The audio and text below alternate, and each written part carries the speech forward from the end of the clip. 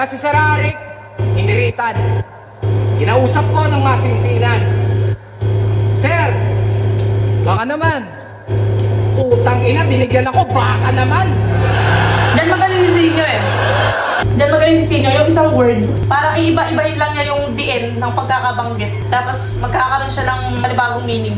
May mga ganong word eh. Tulad nito, baka, baka. Diba? May diin yung isa, baka. Yung isa wala, baka. Pag binasa mo sa papel, pagkaparehas, pero pag pinanggit mo siya, magkaibang meaning siya. Diyan magaling si Sinyo. Balagagan.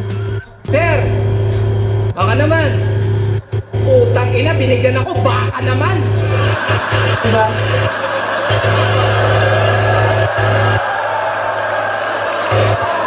Ano to, lukuhan?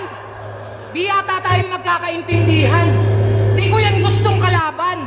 Hinihingi ko, veterano. All gods, binigyan mo ako, batikan. Patulad niyan, batikan.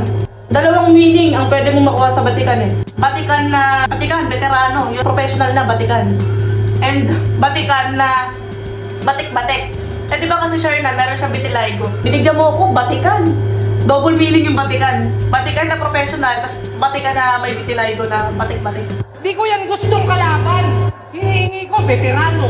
All gods, binigyan mo ako, batikan.